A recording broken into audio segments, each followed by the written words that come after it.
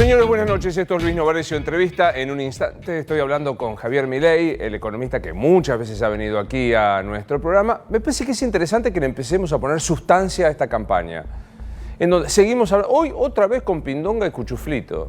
Digo, hoy la discusión tanto de la expresidente como el actual presidente era para saber si Pindonga y Cuchuflito demostraban, cuando se mostró a través del INDEC 11 meses consecutivos de la caída del consumo, 34% de la caída de la compra de inmuebles. Entonces me parece que es interesante que nos pongamos a hablar, el dólar llegó a los 44, con un economista para que nos diga, en este país en donde se paró la actividad, la verdad que es casi exótico, por utilizar un adjetivo suave, que con los problemas que tenemos se ha paralizado el país.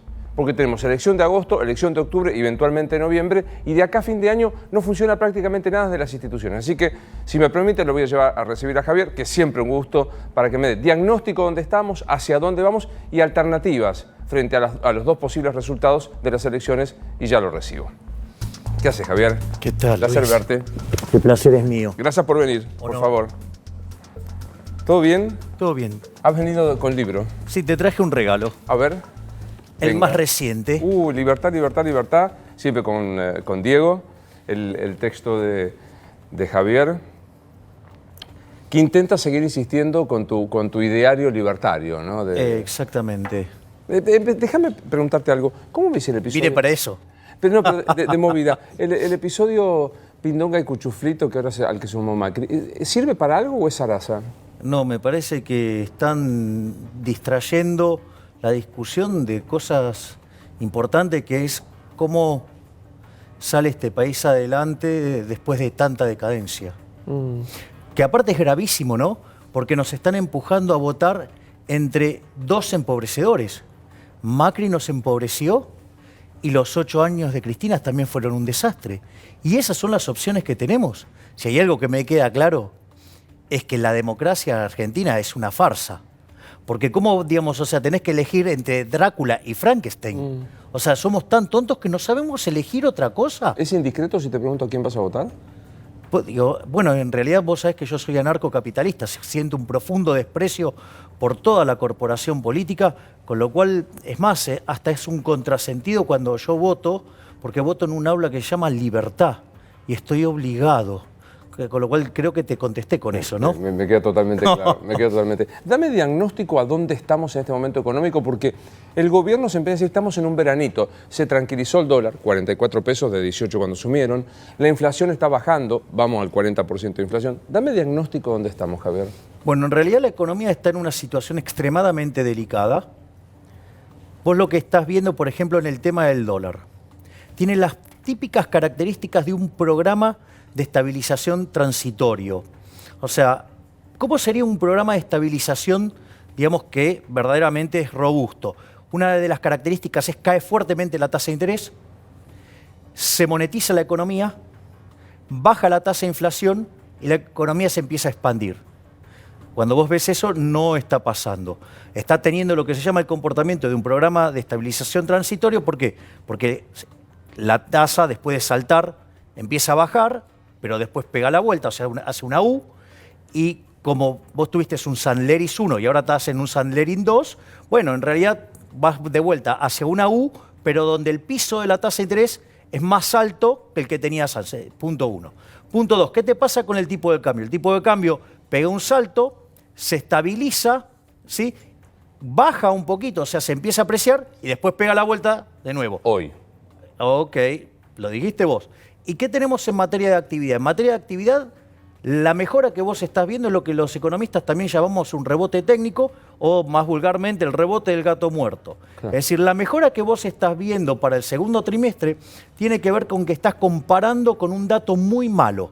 Pero eso al oficialismo lo alienta a creer que tocamos piso y que podemos estar dando vuelta. Déjame que te interrumpa para los que somos burros en economía como el que te habla. Vos decís, es un parche.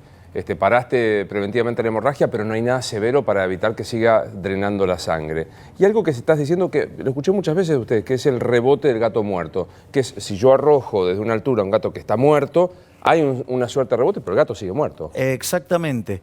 Y eso, el tema es que cuando vos mirás lo que se llama índice de difusión, que son la cantidad de series que aportan positivamente a la expansión del PBI, está en el 20%.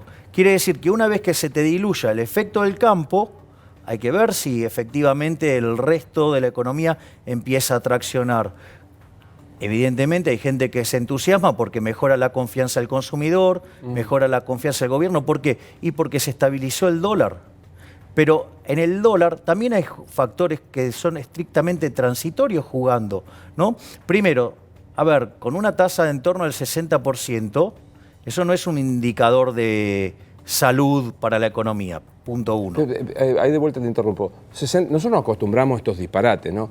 En el mundo, ¿de cuánto es la tasa que acá se paga 58%? No, esa tasa puede estar en el 2%, 3%, digamos 6% si es un país que tiene inflación relativamente alta. O sea, estamos al horno con papa. Bueno, porque en Argentina, digamos, la tasa de interés, en la tasa de interés intervienen una serie de factores. Uno tiene que ver con lo que se llama la preferencia temporal. Es decir, cuánto vos estás dispuesto, digamos, para pasarte de no consumir hoy a consumir mañana. O sea, eso se llama preferencia temporal.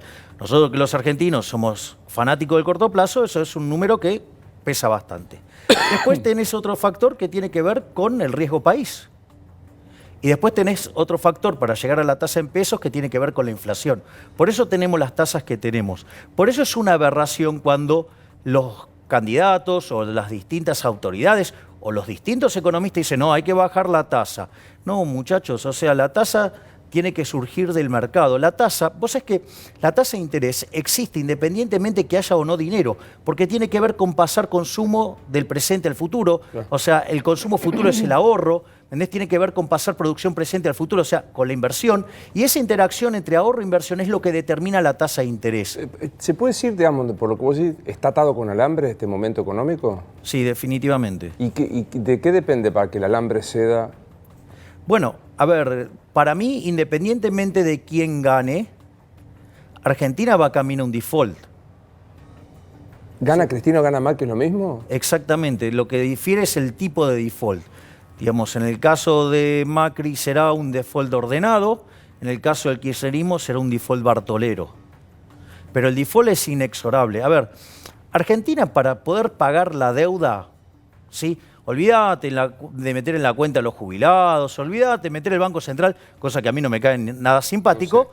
Pero, claro, pero bueno, si fuera esa la deuda la que reconoce el gobierno como deuda, vos necesitarías tener para pagar esa deuda un superávit primario de 3,5 puntos del PBI, asumiendo que no suba la tasa de interés, asumiendo que la economía puede crecer sistemáticamente al 3%. Está claro que son supuestos muy fuertes, ¿no?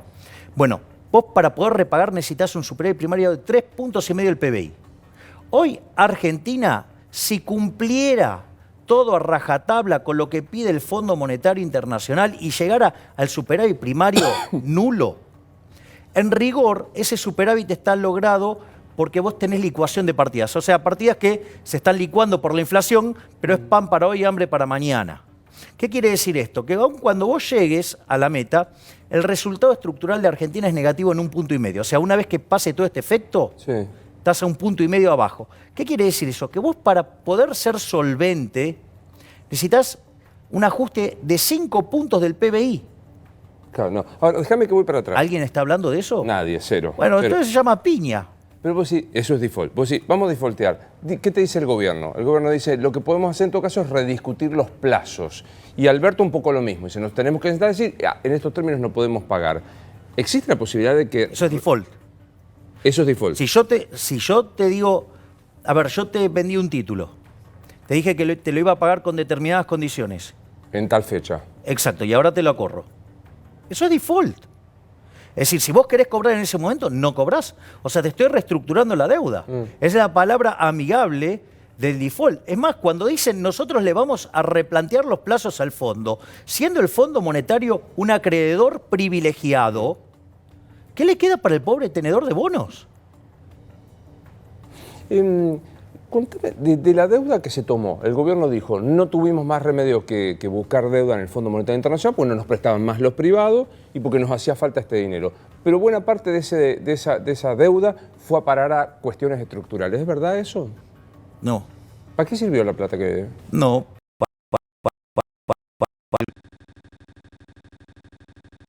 Porque muchos dicen, no, bueno, la plata del fondo, ¿para qué sirvió? Bueno, sirvió para que en el 2018 no caigamos en default. Vos tenés que tener en cuenta que el Banco Central se patinó cerca de 20.000 millones de dólares en el mercado. Si vos no hubieras tenido toda esa inyección de fondos, no solo hubiéramos caído en default, sino que además hubiéramos tenido una hiperinflación. O sea, la plata que nos prestaron el año pasado y este año sirvió para evitar la hiper y el default. Claro, sirvió para evitar una catástrofe. Ahora la pregunta es, ¿qué estamos haciendo para poner la economía en orden? ¿Qué reforma estructural salió? Ninguna. Entonces, Dios, ¿qué intención hay de poner en caja el desmesurado gasto público? Ninguna. Entonces, ¿qué nos pueden bajar de impuestos? Nada. Es decir, de hecho, si vos pensás esto, fíjate la perversidad de lo que fue el ajuste de la economía en el último año, si yo comparo trimestre contra trimestre, primer trimestre contra primer trimestre. Argentina, que tenía un desequilibrio de cuenta corriente. Vos sabés que cada vez que una economía tiene más de 4% de déficit de cuenta corriente en términos de PBI, es altamente probable que vos tengas algún problema. Si vos además tenés déficit fiscal, vas a tener problemas, y si vos tenías un déficit fiscal como el que tenía Argentina consolidado, la piña era cantada. Primer punto. Avanza el señor Marcos Peña sobre la independencia del Banco Central, espanta a la gente, la economía que se venía expandiendo del 4,5 terminó cayendo 2,5, la inflación mayorista que venía al 12 terminó en 75, la inflación minorista que venía al 18 terminó en 47, el tipo de cambio saltó 120%, la actividad económica con ese derrumbe hizo que cayera el empleo, por decirlo de alguna manera, se generó desempleo, el salario real cayó 12 puntos porcentuales. Yo todavía recuerdo a aquellos que me insultaron porque fui a la marcha de Moyano que dije que cuando sacaban la cláusula gatilla era para perjudicar a los trabajadores. No vino nadie a pedirme disculpas, ¿eh? Y no solo eso, sino que como consecuencia de esto, ¿qué pasó? Te aumentaron los pobres, te aumentaron los indigentes. Y si no hubiéramos ido al fondo, teníamos una hiper y un default. Ese es el contexto. Ahora, fíjate esto. Quiere decir que si vos tenías un problema de déficit de cuenta corriente, tenés un problema que vos tenés desahorro de la economía. Por eso estás usando ahorro del mundo. El déficit de cuenta corriente es que tenés ahorro que estás tomando en el mundo. Sí. Entonces eso se compensa ¿cómo? Aumentando el ahorro doméstico, por decirlo de alguna manera. Entonces, ¿lo podés hacer con el sector privado? La verdad que el sector privado argentino es el que más ahorra en el mundo. Sí, claro. Entonces, lo tenés que hacer o bajando impuestos, y bajando el gasto público mucho más para que mejore el número, ¿sí? O sea, que todo el ajuste tenía que recaer en el sector público. Cuando vos mirás en el sector público, no ajustó nada. Si no ajustó nada en el sector público, quiere decir que le transfirió todo el ajuste al sector privado, que es la brutal devaluación que nos licuó el salario en dólares, con lo cual ahora no podemos consumir nada porque somos tremendamente pobres. El gasto público no se movió, el consumo privado cayó 10%, las importaciones 25 y la inversión 25. Es decir, se ajustó todo para que no ajuste ¿quién? El que tenía que ajustar. Javier, vamos a la piña. El default era una piña. Hay 3 camarógrafos que representan a muchísima gente que son laburantes todos los días. Explícale a los 3 chicos que te están enfocando qué piña vos crees que nos podemos llegar a dar. Yo creo que frente a una situación donde vos tenés la economía en default, podés combinar eso, si no se arregla el tema de las lelicas dentro del balance del Banco Central, en una combinación además con una hiperinflación. Es decir, que podríamos estar generando un escenario que tiene lo peor del 2001-2002, por el tema del default, y con lo peor del gobierno de Alfonsín, que fue la hiperinflación. Porque además, a mí me resulta muy gracioso cuando hablan de la capacidad ociosa en la economía. Lo que no se dan cuenta es que en realidad hace años que la economía no invierte lo suficiente como para compensar las amortizaciones, con lo cual ese número, O sea, es teórico. Pero te digo que están levantando la mano que se quieren ir los camarógrafos. Porque si el escenario es la hiper de Alfonsín, que yo la viví, bueno, ellos son más chicos, pero yo me acuerdo lo que era aquello, que era ir al supermercado y que te corrieran, o que no hubiera producto, que te corrieran para remarcar, más el default del aplauso de Rodríguez Sá, es un escenario infernal. Sí. Ese es la gran crítica, si vos querés, sobre este gobierno. Porque es cierto que el kirchnerismo fue un desastre. El kirchnerismo fue lo peor que le pasó a la Argentina en su historia. Es decir, vino a destrozar todo lo que quedaba en el plano cultural, destruyó la cultura del trabajo, hizo todo mal.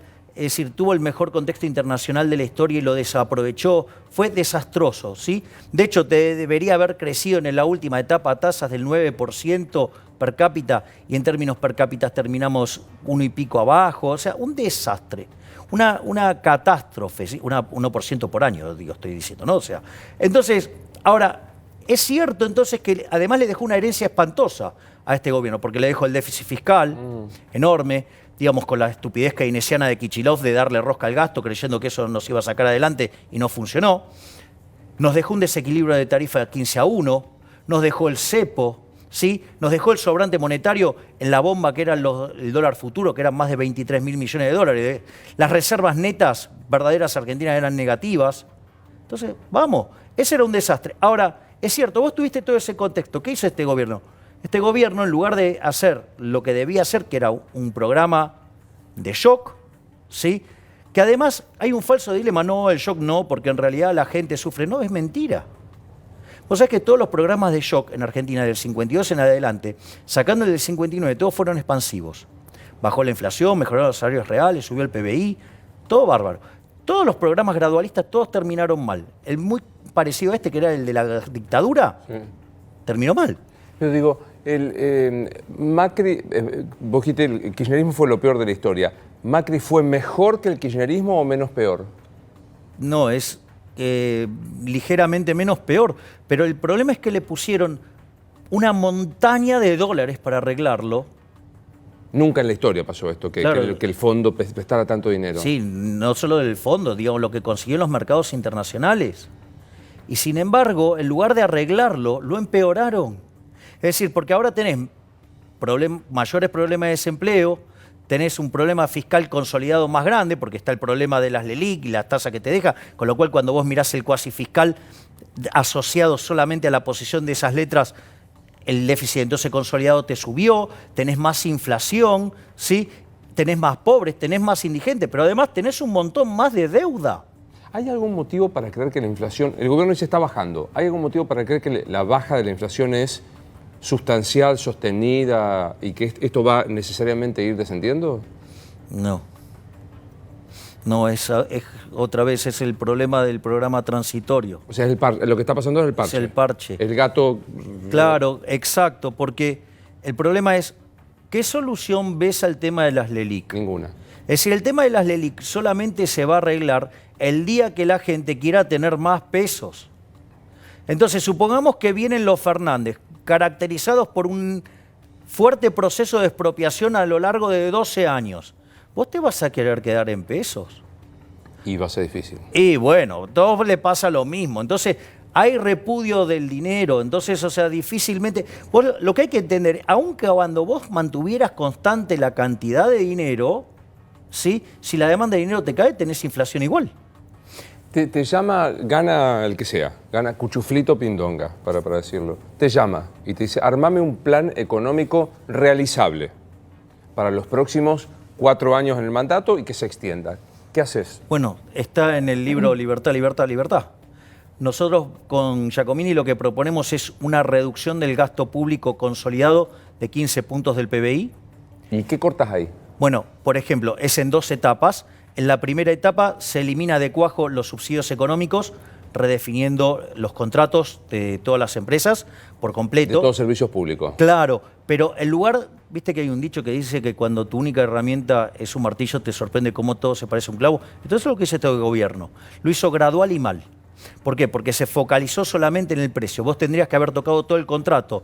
Entonces, ¿qué es lo que pasa? Vos podías tocar plazo de concesión, vos podías tocar plan de inversiones, vos podías tocar la política de dividendos, vos podías tocar el nivel de endeudamiento, vos podrías haber dado garantías sobre el nuevo endeudamiento para obras nuevas. Si vos hacías todo eso, por ejemplo, en el primer año, mientras que subió 400%, o sea, que se multiplicó por 5 y solo arregló un tercio del problema, vos subías 100% en el primer año y el problema se eliminaba de cuajo. Después, obviamente, tenías que seguir subiendo. Pero yo digo, para decirlo brutalmente, le saco el subsidio al transporte, a todo el transporte. Sí. ¿Cómo hago para que eso no implique que se me aumente el boleto del transporte proporcionalmente? Tenés que modificar los planes. Digamos, el transporte no está mal hecho lo que hizo Dietrich, ¿eh? Digamos, o sea, porque le buscó la manera de combinarlo para que el costo para los que menos tienen vaya cayendo. Pero digo, es más obvio, por ejemplo, en el caso de, por ejemplo, de la luz y del gas. O sea, le saco todo el subsidio a la luz y al gas y me aumentan el precio automáticamente. No, porque vos lo que necesitas cerrar es algo que se llama ecuación económica financiera del contrato. Y en el contrato no solamente pega el precio. Por ejemplo, el plazo, puedo usar plazo. Yo puedo estirar el plazo. O sea, le digo a Juan Edenor, ok, usted tenía una concesión por 20, le doy por 30. Ponele, digo, en el caso de Edenor son más largas, pero no importa. No importa. Pero ¿cuál es el punto? Entonces, te puedo modificar el plan de inversiones. ¿Sí? Por ejemplo, vos podías darle garantías sobre nueva deuda, tal que la tasa de interés le baje sustancialmente. Vos le podés permitir que se endeude más, con lo cual el costo del capital, o sea, la tasa que efectivamente termina pagando la empresa baje. Entonces, eran un montón de medidas que lo que hacían era evitar que el impacto en precios sea tan alto. Bien, ahí tenemos medida. Una parte. Le sacaste los subsidios. La otra es eliminar las transferencias discrecionales, tanto de nación como a provincia, como la de provincias a municipios. O sea, eso también, digamos, que es la plata que gastan discrecionalmente cuando quieren torcer la voluntad popular. ¿Sí? Ese es el segundo punto. El tercer punto, ¿sí?, sería eliminar también de cuajo la obra pública, yendo a un esquema de iniciativa privada a la chilena. Eso oscila entre 9 y 10 puntos del PBI. O sea, no más el Estado interviniendo en la realización de rutas, puentes u hospitales. ¿Acaso los cuadernos no me dan la razón? Esa es la primera parte del ajuste. La segunda parte del ajuste, como vos esto ¿qué hace? Vos para mejorar la solvencia intertemporal necesitas mejorar 5 puntos el resultado fiscal. Entonces, pensá que ahí ya, por ejemplo, ya podrías estar bajando impuestos por 5 puntos del PBI. Si vos sacás, por ejemplo, permitís el ajuste por inflación, eliminás el impuesto a las ganancias reinvertidas, eliminás ganancia mínima y presunta, o sea, eliminás toda una serie de impuestos, vos podías generar ese ahorro. ¿Para qué? Para inyectarlo adentro de las empresas. Una vez que vos inyectás eso en las empresas, el incentivo ¿cuál es? A invertir. Con la economía creciendo, entonces, por ejemplo, vos te podés ahorrar 2,5 puntos del PBI en términos de gasto de personal con programas de retiro voluntario. En la medida que la economía crece, los vas pasando al sector privado. Con lo cual, no solo que dejan de ser parásitos en el sector público, sino que además se vuelven productivos y además se van del sector público con plata porque cobraron el retiro voluntario como si hubieran sido echados. En tu plan económico, ¿qué haces con el dólar, que en la Argentina es un fenómeno extrañísimo, digamos, que supone un termómetro de confianza? Me parece que Argentina no es digna de tener moneda. ¿Hay que abolir el peso? Sí. De hecho, nosotros en nuestra propuesta la idea es eliminar el Banco Central. Eso me queda claro. Y que comerciamos en la moneda que vos quieras. O sea, básicamente, a ver, yo te voy a dar la definición. ¿Sí? Yo sé que es fuerte, pero y a veces ya la he dado. A ver, el peso es la moneda del político argentino. Por ende, no puede valer ni excremento porque estas basuras no sirven ni para abono. ¿Ok? Ese es el punto, esa es mi definición. O sea, de base. Con lo cual, yo detesto el peso, lo repudio, Ok, entonces la realidad es que antes de que tuviéramos Banco Central, Argentina era de los países más ricos del mundo, no teníamos inflación. Cuando tuvimos Banco Central Nacional y Popular, ponele entre el año 1946, que fue cuando se nacionalizó, y 1991, que fue el repudio de la moneda con la convertibilidad, ¿sabes cuánto fue la inflación promedio? No. 225% anual. Listo, basta, le quitamos 13,0 a la moneda, destrozamos 5 signos monetarios, basta. O sea, al argentino se lo expropió sistemáticamente, ¿sí?, con el Banco Central. Entonces, ¿qué es lo que proponemos? Eliminar el Banco Central. Eso tiene etapas, porque vos no podés eliminar el Banco Central de cualquier manera. Bueno, en Argentina tampoco podés ir a una dolarización.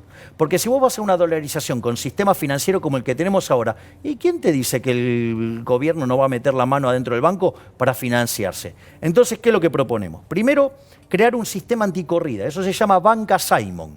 Vos tenés un almacén de valor y una banca de inversión. O sea, por ejemplo, vos querés ir a buscar siempre la plata que esté disponible. Bueno, es como si fuera una caja de seguridad. Vas, pagás un fee anual, 2%, 3%, lo que sea, pero vos, el día que querés ir a buscar tu plata, está. O sea, no le tenés que pedir permiso a nadie.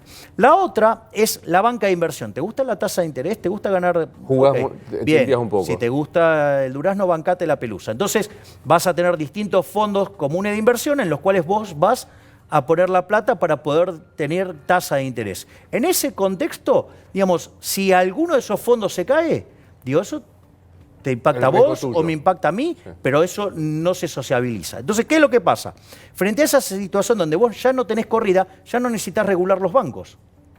Y entonces podés implementar que un sistema de competencia de monedas. Desde mi punto de vista, a la luz de lo que ha sido la historia argentina, me inclino que los argentinos elegirán como moneda el dólar, seguramente. Una vez que queda claro cuál es la moneda que eligieron los argentinos, tomás los activos del Banco Central, los mapeás contra los pasivos que son las LELIQ y la base monetaria, o sea, los billetitos que tenemos nosotros, los liquidás contra los activos que tenés, y después lo llamo a Bombita Rodríguez y voy con mis amigos, con Mariano Fernández, con Lázaro y con Giacomini, ¿sí? Y vamos y lo dinamitamos el Banco Central. Ni siquiera lo quiero como museo, quiero que queden las ruinas de esa institución que le ha robado la vida a la Argentina, que ha robado a los argentinos. Porque ¿lo puedo poner en términos morales? Sí, claro. Digo, porque a vos te gustan estas cosas. ¿Qué opinas de un falsificador? Un trucho, un delincuente. Exacto. Suponete que nosotros acá transamos todos en moneda de oro. Y yo descubro alguna forma en convertir el plástico en oro. Es más, lo hago a la perfección. Entonces yo ahora ingreso el oro, trucho, pero que nadie nota la diferencia. ¿Qué va a pasar al haber más oro con el precio del oro? Va a caer. Es decir, que todos los precios expresados en oro suben. Esto es para el señor Kichilov, que la inflación dice que no es un fenómeno monetario. Pobre burro. Entonces, ves como que aumentaste la oferta de oro, entonces el precio del oro cae, vos necesitas más unidades de oro para comprar lo mismo. Ahora, ¿quién se benefició inyectando ese oro trucho? Yo. Obvio. Claro, porque digo, metí plástico y me llevé oro, ¿ok? Entonces, fíjate, ¿quién es el que puede hacer la falsificación perfecta? El Banco Central, cuando emite dinero. Es decir, en definitiva, cuando emite dinero el Banco Central, eso es una estafa desde los que reciben ese dinero. ¿Quiénes son? Los políticos. Claro. Y los perjudicados, ¿quiénes somos? Nosotros. Mirá esto. Cuando vos mirás, hay un trabajo del Banco Mundial que muestra que cada vez que la inflación pasa el 20%, perdés 1,58 de crecimiento. Si vos pones eso en la historia argentina, hoy tendríamos un PIB per cápita como el de Estados Unidos. Ahora, Javier, ayúdame a pensar, porque lo trajiste y lo explicaste los otros días, creo que con Babi, el tema de Gallardo-Kicillof. Y me parece interesante bajarlo lo más llanamente posible. Gallardo hace este análisis. Si emitir plata por el central no genera inflación, emitamos todo lo necesario para pagar los servicios y no le cobremos nada a la gente. Esto dijo palabras más, palabras menos. Exactamente. ¿Por qué Kicillof sostiene que emitir dinero por parte del central no genera inflación? Porque es burro. Porque el problema que hay con la teoría keynesiana es que tiene mala teoría del valor. O sea, yo tengo un libro sobre Keynes que se llama Desenmascarando la mentira keynesiana y muestro todos los errores conceptuales que tiene. Ejemplo, te digo otra que está en la misma línea. Te dicen, no, porque para arreglar esto hay que ponerle plata en el bolsillo a la gente. ¡Ah, fabuloso! No, Kicillof también lo dice. Entonces, bueno, vamos a aumentar el gasto público, lo financiamos con emisión monetaria. Ahora, la pregunta es, si esto fuera tan fácil, Luis, Porque dicen que con eso se incrementa la demanda, con eso sube el PBI, con eso sube el empleo, y entonces volvemos al paraíso. La pregunta es, primero, che, ¿por qué no lo hizo alguien antes? O sea, ¿o somos nosotros los únicos genios que lo descubrimos? Uno. Dos, si fuera así, pero ya está. Yo tengo el plan, entonces, para volver al paraíso. Se llama plan fotocopia. Le regalo una fotocopiadora a cada familia de la Argentina y que imprima todo el papel que quiera. Te das cuenta que es una estupidez, que no resiste el menor análisis. Es decir, es un problema de construcción teórica. El keynesianismo es un error teórico. Y todas las premisas que salen del keynesianismo están mal. A ver, ¿cuál es la lógica de la política keynesiana? Es hacer déficit fiscal y financiarlo con emisión monetaria. Supuestamente eso nos lleva al paraíso. Vos sabés que desde 1900 hasta la fecha, solamente 10 años tuvimos déficit fiscal, superávit fiscal. El resto siempre tuvimos déficit. ¿Y con qué lo financiamos? Con deuda, y nos terminamos convirtiendo en el máximo defaulteador serial de la historia, junto a Ecuador, y ahora, digamos, en 2020 o 2021 lo pasamos, ¿sí? Y le quitamos 13-0 a la moneda. Sí, total. Si yo había aprendido en la escuela que ¿cuánto cuesta el dólar? La división entre la cantidad de pesos que existe más la cantidad de dólares. ¿Está bien esa cuenta? Es un disparate.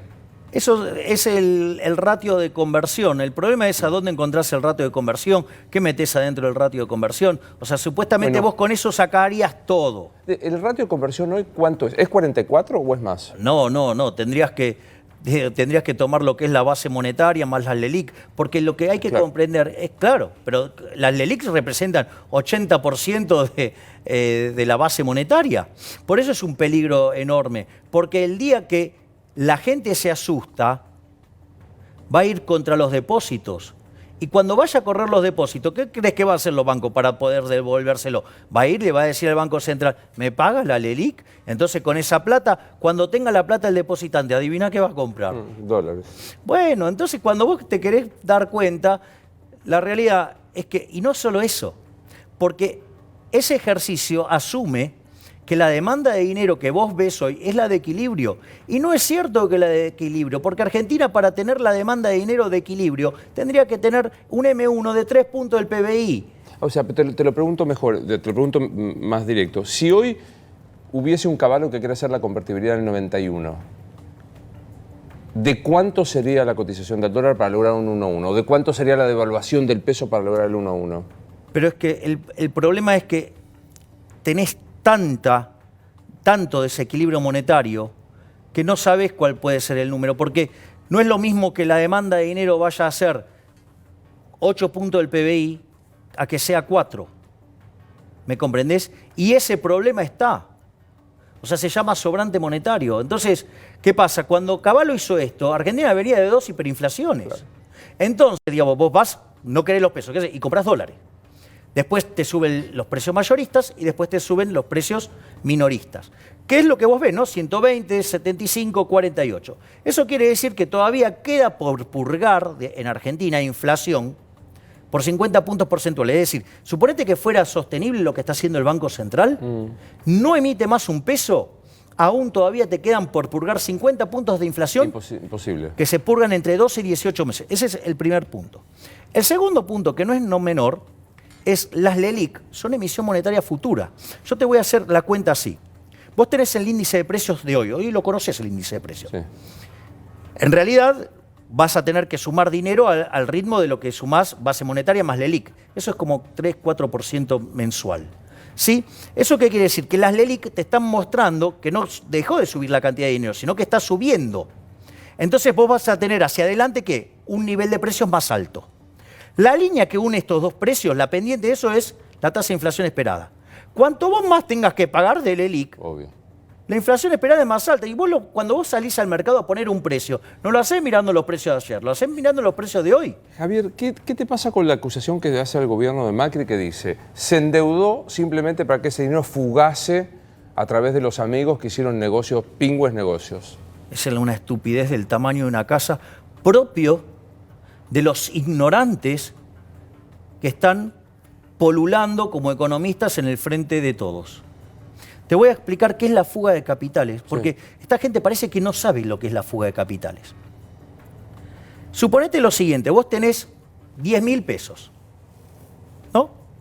Que los vas a ahorrar. Tú tenés que decidir ahorrarlo. Entonces, sucede que vos, por ejemplo, estás viendo que el Banco Central va a generar una inflación del 50%. Es todo un ejemplo teórico.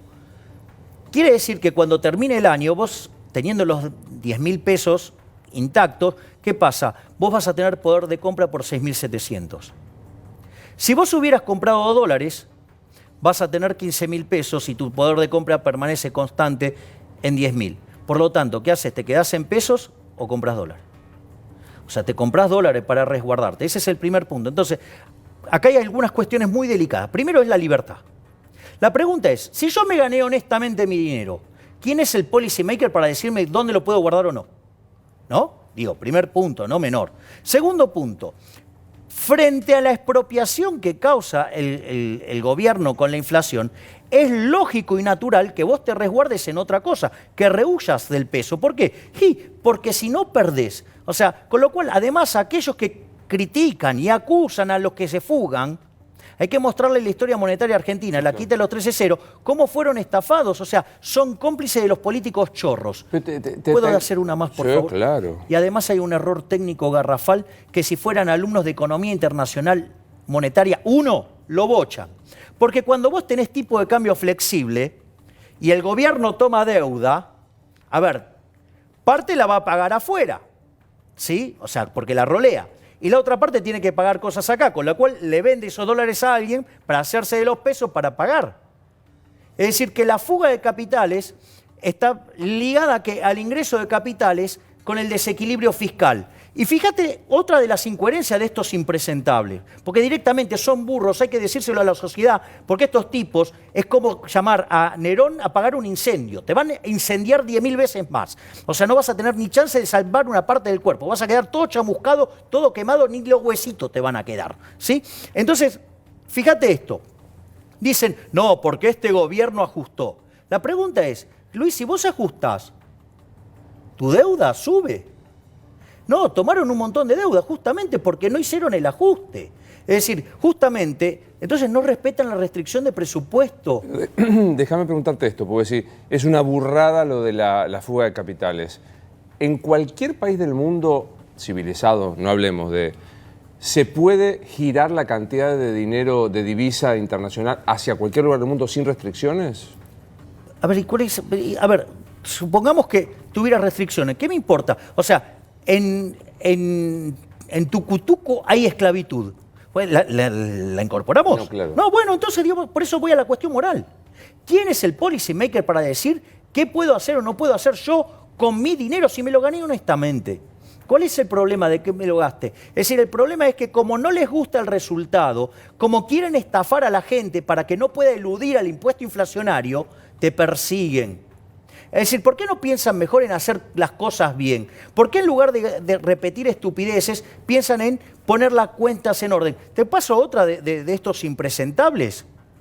¿Sabes lo que esto se lo dijo Culfas a Maxi Montenegro? Le dice, mirá, no, ¿cómo se arregla esto? Esto se arregla gastando más, porque al gastar más, ¿sí?, sube el producto, entonces sube la recaudación, el déficit fiscal cae.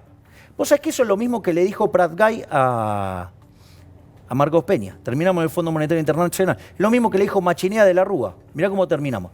Es decir, ahora, ¿sabes cuál es el punto?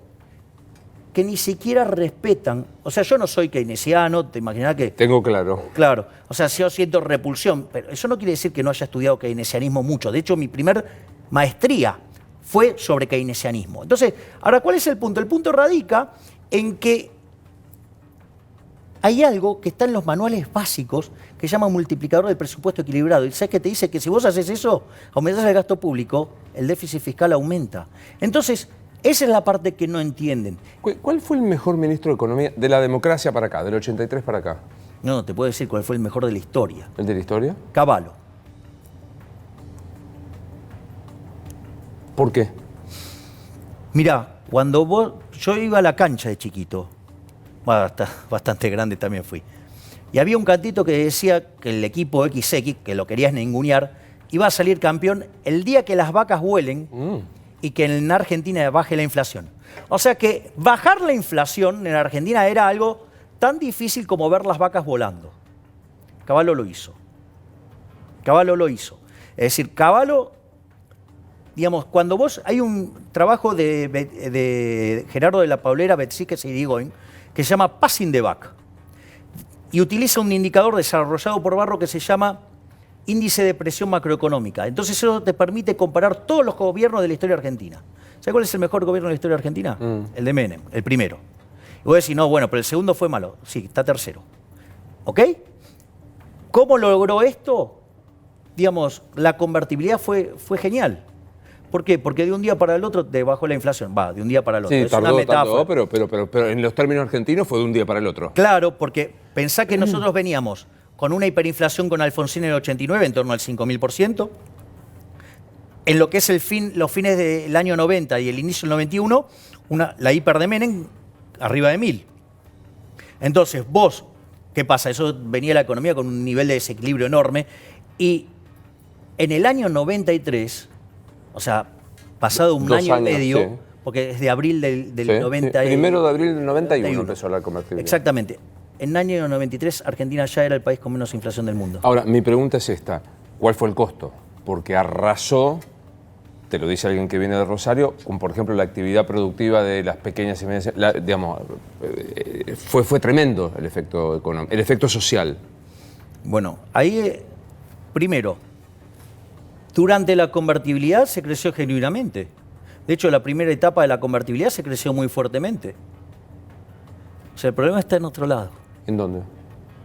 Imagínate. En el Estado. Ahora digo, Cristina emitió, Macri se endeudó, Menem vendió las joyas de la abuela. Sí, es cierto, pero también es cierto que las empresas públicas no funcionaba ninguna. O sea, vos te quedabas sin gas en invierno, te quedabas sin... El teléfono tardabas años. 28 años, ¿sí? Con lo cual, digamos, ¿qué joya vendió? Si no valía nada eso. Es decir, valieron a la luz de que te iban a respetar el contrato. ¿Sabes qué era lo que te aseguraban cumplirte? La ecuación económica financiera del contrato. Lo que decías vos al comienzo, esta cosa de rediscutir, ¿Te das cuenta sacar subsidio? ¿Te das cuenta que vos no sos burro? No, yo soy recontra burro. No. Te has tenido sentado acá algunos que son burros de verdad. ¿Quién es el más burro de todo? Kicillof. Hagamos un ranking de burro. Para vos, Kicillof. ¿Después? De los economistas que vos ves, digamos, sean del gobierno, sean digamos, de los que han tenido así como una enorme difusión. De los que, por ejemplo, los del Frente de Todos me parecen burros. Todos burros. Sí, porque son todos keynesianos. ¿Y del gobierno? Prat Guy es espantoso. Duhovne está dentro de... ¿Qué valoración tenés de Duhovne? Menos que de Prat Guy. ¿Pero por qué? ¿Pero qué hizo? ¿Es el ministro de Economía o en realidad, porque fragmentado como está el ministerio? Porque Cavallo tuvo algo, yo tengo una posición personal que no viene al caso, pero Cavallo tuvo algo, concentró en sí, tomó decisiones. Es más, me atrevo a decir que el presidente le delegó la economía y Cavallo actuó coherentemente. ¿Hoy el ministro de Economía es Duhovne o es Macri o son 6 ministros? No, la sensación que yo tengo es que el ministro de Economía es Marcos Peña, que es otro que no sabe nada de economía. O sea, va en el ranking de los burros para vos de economía. Obvio, pero bueno, pero tiene un atenuante, no estudió economía. Pero es politólogo y a los politólogos les gusta el keynesianismo. Porque la trampa, vos sabés que esto es tremendo, es una trampa letal. Porque suponete que viene un político honesto, un supuesto muy fuerte. Y que además vamos a otro supuesto recontra fuerte, que es, le interesa arreglarle el problema a la gente. Sí, estás haciendo un esfuerzo, me estás haciendo hacer un esfuerzo intelectual no menor. Exacto, digo, después de esto empezás a transpirar sangre. Claro. Pero como a mí me gusta, ¿viste? Este tipo de cosas, es para que no te sientas tan mal por lo inquisidor que fuiste hace 2 años. Honesto y que quiere solucionar el problema de la gente. Entonces llama a 2 economistas, llama a un keynesiano y llama a un libertario, como liberal libertario. Entonces los dos le dan un diagnóstico y dice, bueno, ¿qué hago? Porque es un tipo de acción. Entonces el keynesiano, mirá lo que le dice. Mire, usted es la continuidad del brazo de Dios. Usted tiene en sus manos el milagro de la multiplicación de los panes. Malditos los productores de pizarrón que no permiten ver las maravillas que hace el keynesianismo de la mano del gasto público. O sea, usted derroche que eso va a funcionar bárbaro. Vendría a ser la consigna. Esos Keynes. Claro, ahora viene Hayek, o Mises, o Rothbard, y le dice, ¿qué hago? Pícatelas, el problema sos vos. ¿A quién crees que va a contratar? Obviamente al keynesiano. Ahora, ¿querés ver los niveles de hipocresía? ¿Puedo contar una anécdota personal? Claro. Yo debo recibir en mi Instagram cerca de 100 a 200 mensajes por día. Obviamente atiendo 10. Tengo que laburar, ¿viste? Cada tanto, o sea, ¿no? Claro. digo, algunos me dicen, no, 10 son pocos. Venía vos a contestarlo. Sí, claro. Ahora, fíjate esto, me escriben muchos chicos o chicos de secundaria. Entonces, este caso es buenísimo. Un chico de la secundaria, el profesor de literatura, hablando de las maravillas del keynesianismo, porque además era la política del kirchnerismo, que el keynesianismo, entonces le vendía el keynesianismo. Entonces el chico, digo, seguidor mío, no tiene mejor idea que levantar la mano y rebatirle un argumento utilizando tus argumentos. Los argumentos liberales. Al chico, digamos, el profesor lo maltrata, lo insulta. Esto pasa más de lo que te imaginas. Y le dice que al otro día va a ir y le va a explicar la maravilla del keynesianismo y del multiplicador. El chico va y me escribe, y por esas casualidades es el mensaje que yo abro, de los 10 que abro. Entonces le digo, mira, vamos a hacer esto. Vos tenés que leer dos cosas. Vos tenés que leer un libro que se llama La economía en una lección, en especial la primera lección, que se llama La lección, y después un capítulo que se llama Los beneficios de la destrucción, que es la falacia de la ventana rota, que básicamente lo que hace es mostrar que el keynesianismo es un error teórico. Le digo, ahora, cuando vos le cuentes esto a tu profesor, como les vas a estar tapando, entonces la situación se va a poner complicada. Entonces yo te propongo que lo expongas a la evidencia empírica. Igual te sugiero que hables con tu papá, porque esto no puede que no termine bien. Entonces, no, vos contame. Bueno, ok. Vos tenés que hacer esto. Vos le decís, mire, profesor, no hay problema. Usted dice esto, yo tengo otra visión, vamos a hacer esto. ¿Por qué no lo llevamos a la práctica? Si él cree en eso, obviamente te va a decir que sí. Entonces proponés ir con todos tus compañeritos a donde está el auto de tu profesor y todos con piedras, romperlo todo a piedrazos. Con lo cual vas a romperle los vidrios, la chapa, el neumático, digamos, claro, eso va a estimular la industria del vidrio, del acero. El mecánico, el chapista. Claro, entonces va a generar tanta riqueza según el multiplicador que va a poder tener un auto 5 veces mejor. ¿Sabes dónde terminó el chico? En la dirección. Me tengo que despedir.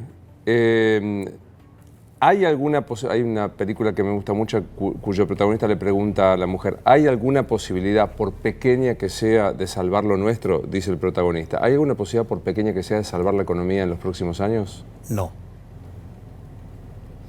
No, tenés un desequilibrio fiscal colosal y todos hablan de gastar más. Tenés una presión fiscal imposible, para el que está en blanco es 70%. ¿Sí? Si vos tomás la empresa modelo de Argentina, tiene la presión fiscal más alta del mundo, porque si ajustás por inflación, digamos, la relación de impuestos-ganancia sería enorme. ¿Sí? ¿Y acá de qué te hablan? De más gasto público, nadie te habla de bajar los impuestos, o sea, siempre todo en favor de los políticos. O sea, de vuelta, ¿y qué te piden? Estado presente. O sea, te piden más pedófilo en el jardín de infantes. Libertad, libertad, libertad es el libro de Javier Milei y Diego Giacomini. Gracias, amigo. Gracias a vos. Nos estamos viendo. Esto es Luis Novarecio Entrevista. Hasta la próxima.